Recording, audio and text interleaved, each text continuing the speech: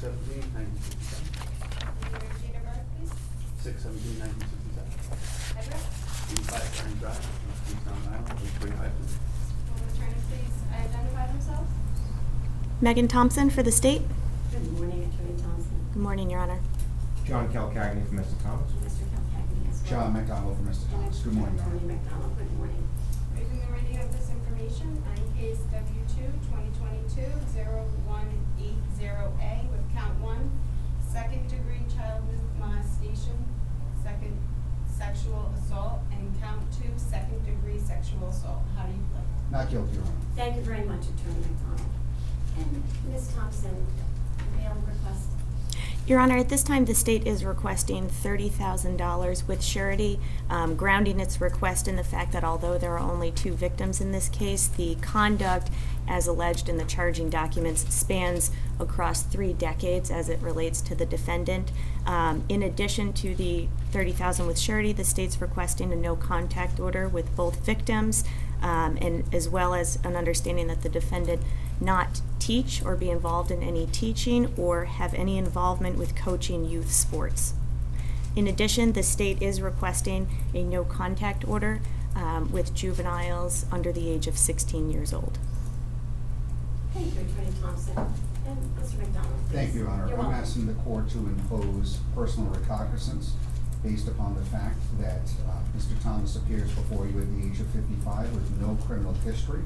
He has fully cooperated with the investigation in this case. He's a longtime resident of North Kingstown. We have no objection to the no-contact order with the named complaining witnesses. We do object to a blanket no-contact order. Mr. Thomas is not currently teaching. He is not currently coaching. We have no objection to that condition. We have an additional request of a waiver of extradition to allow Mr. Thomas to visit family out of state. Thank you, Attorney McDonald. Ms. Thompson, why do you regard Mr. Thomas to be a flight risk? Your Honor, understanding he has no prior criminal history and the defendant has been a longtime resident of this town, the factors we consider are not just the flight risk, but also the nature of the offenses and the time frame for which they spanned. So beginning in the 90s up until now, and given the statute of limitations, there are only the 2 named victims at this time, but understanding the investigation did span the entirety of through the 90s, early 2000s, and up through the time in which Mr. Thomas ceased his coaching and teaching. So given the nature and the severity of the offenses, the state is requesting that level of surety bail. Mr. Thomas, how long have you lived in Rhode Island, sir? 25 years. 25 years. And with whom do you live at this time? My wife, Cheryl Curtis Thomas, and my daughter, Brandon Thomas, is a college student who's looking at home too. Thanks. And you have taught within the state for how long, Mr. Thomas? 32 years. 32 years. The purpose of bail, as we all know, is to ensure a defendant's appearance to answer to charges of which he or she is presumed innocent at this juncture. Mr. Thomas has absolutely no criminal record. He's an alleged first offender at 55 years old. This well-publicized investigation has been pending, I believe, for over 18 months, Mr. Correct. McDonald. And he has not fled the jurisdiction despite the scrutiny and the investigation. The court does not regard Mr. Thomas to be a flight risk. He has appeared here today willingly with counsel. For those reasons, the court will decline to impose a surety requirement. I believe Attorney McDonald and Attorney Calcagni, there is no objection, obviously, to the no contact order with the complaining witnesses, and Mr. Thomas has already agreed to the conditions of no teaching and no coaching.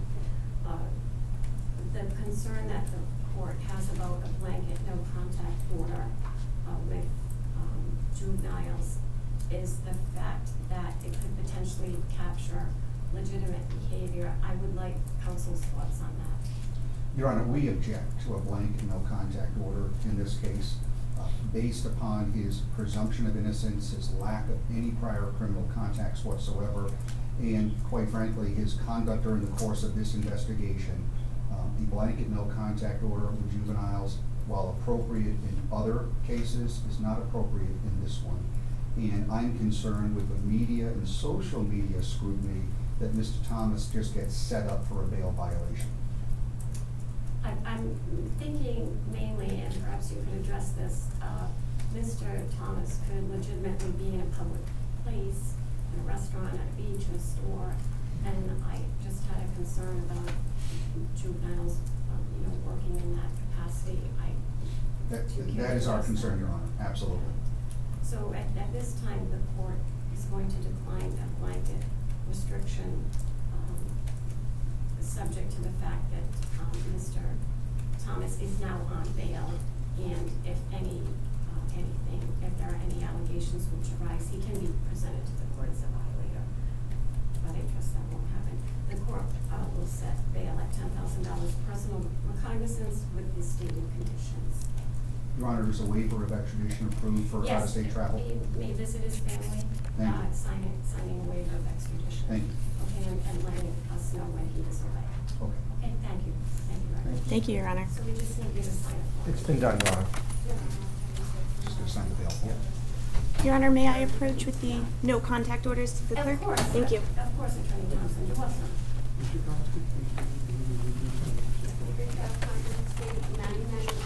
October 14th, along with Mr. McDonald's other cases.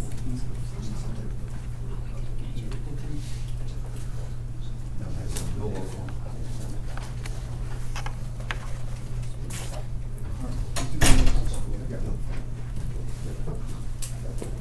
They rolled inside. Two public, two comment.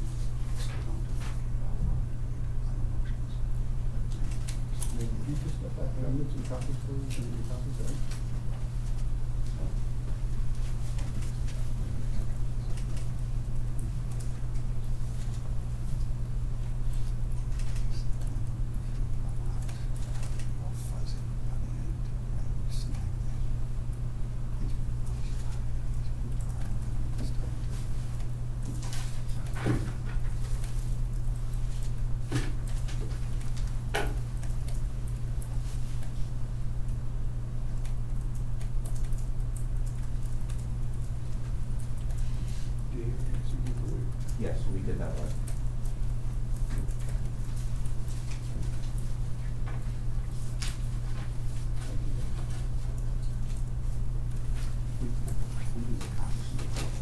We're all set.